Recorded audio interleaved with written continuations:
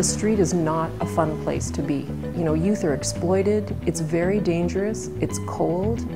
You get involved in things that you never saw yourself ever getting involved in, and you do it to survive.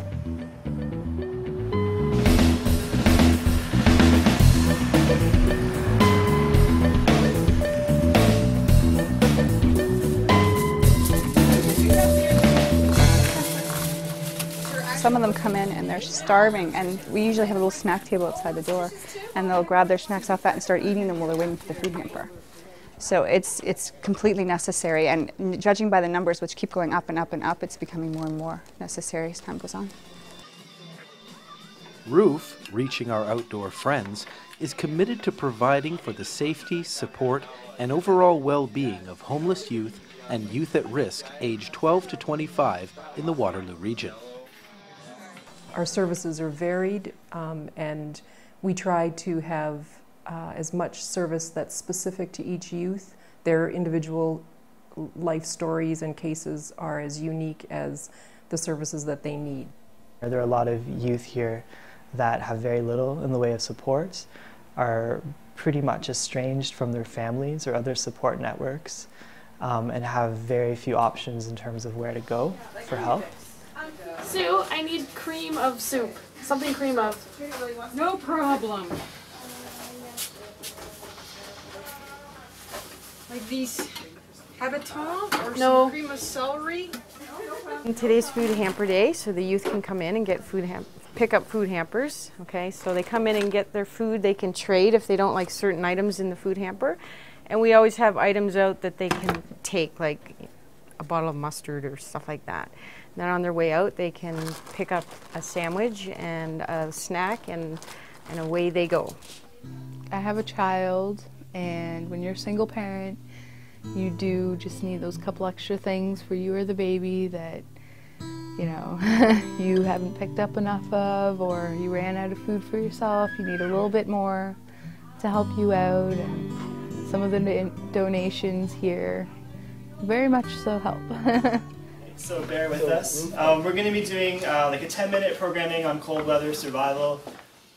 Ruth offers essential services 7 days a week and drop-in 5 evenings a week. Youth can come and receive dinner, some sort of programming, either recreational or psychoeducational, and a variety of other supports and services. We have a nurse and a foot nurse who are there to support our youth who may not have a health card, who may not have a family doctor, who are on their feet all day and usually need some foot care. In addition to that, we have a psychiatric nurse who comes in and she provides some counseling. To help youth find employment, Ruth created a program called Ruth Lunchbox. They then developed a second social enterprise program called Street Designs. Both Street Designs and Ruth Lunchbox are based on the same premise, and it was strictly to give the youth practical and transferable job skills. One of them is obviously food service oriented. Street Designs is more artistic in nature, where we harness their skills and abilities around graffiti and art and design, and we put them onto keychains and t-shirts and things that are saleable and marketable. Ruth also provides lockers, laundry facilities, showers, and a computer lab. In 2010, Ruth opened a 10-bed co-ed youth shelter. It is the only youth-specific shelter in Kitchener-Waterloo. I think beyond the fact that we're providing a roof over their head, it's also serving their emotional needs. And then, as a next step, comes, you know, the fact that we do try to connect them with the services we have in-house. You come here and you just forget about everything and you just enjoy it and have a free time. And like if you get angry at someone, you can come here and you can talk to the staff about it. You can talk to anybody about it, and you know that it will never leave Ruth. I've been here for almost, 5 years, going on 6 years. I've been coming using the access for 4 years, probably solid now. And I'm telling you, I've screwed up big time, and they've seen me screw up big time. But yet, they still here help me out. They don't care who you are or what race, what anything. arms wide open, brother. It's like big brother, big sister here. Despite the many services offered by ROOF and other agencies in the community, some youth continue to sleep outside for a variety of reasons. Literally, I slept on benches, under bridges. I've slept underneath the playground part in Victoria Park when it was wet out. Slept in a tent with a couple friends sometimes, but for the most part, it was outside. Parking garage if you didn't get kicked out at like 5 o'clock in the morning, because they like to do their checks. Then they boot you out, and it's freezing, and you have to either like walk around until later morning or try to find somebody else warmer to sleep. Due to past trauma, hurt, and betrayal, many youth struggle with trusting and are not yet comfortable accessing any social services, including ROOF. This is why ROOF created their outreach program. I feel that outreach is extremely important for a lot of individuals who may not feel comfortable accessing ROOF services in the actual building, or they're not able to access ROOF services in the actual building. We offer them a link that they can still be connected with us, and we can still assist them with whatever they need. It could be apartment searching if they haven't had experience dealing with landlords before. It could be court dates. A lot of them don't have somebody to be there with them, so we'll be there as support. Registering for school, OW appointments, and then just bringing them food and drinks and personal hygiene stuff to the streets. We provide them with what we call consumable food, so nothing that needs a can opener or a microwave, something they can eat on the spot to make sure that they're nourished. We'll offer them something as simple as a dry pair of socks or some mittens and a hat. Anything that sort of bridges that gap and allows us to build a rapport where they start to trust again and start to talk to us. Homeless youth are often stereotyped and stigmatized.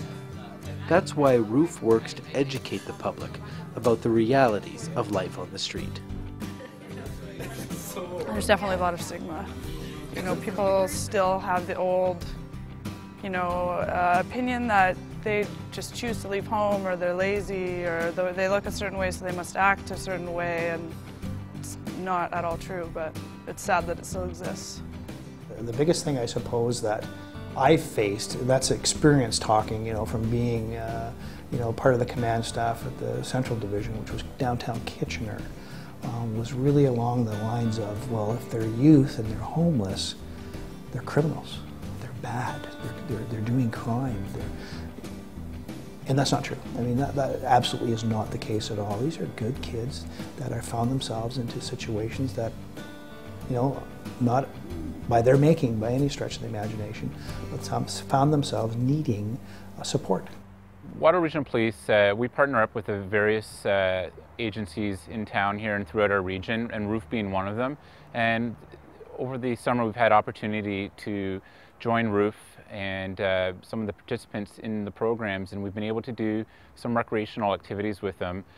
And the recreational activities that we've been able to participate in have enabled barriers to be broken down and misconceptions about youth and police, and have allowed those perceptions to be broken down. And it promotes an understanding of the role of the police in the community, and also allows police officers to gain an understanding of where the youth are coming from.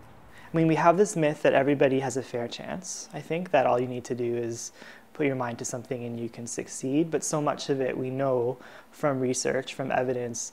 The early years of your life are absolutely critical, and when the earliest years of your life are spent in FNCS care or in an abusive home, it has huge repercussions. And so a lot of our youth are dealing with profound barriers like mental health issues, not just homelessness, like addictions, mental health issues that are all connected. We need to help them learn to dream again, let them be kids, let them do age-appropriate things that their housed peers are doing and very much taking for granted. and let them experience those things, as well as deal with the issues that led them to the street.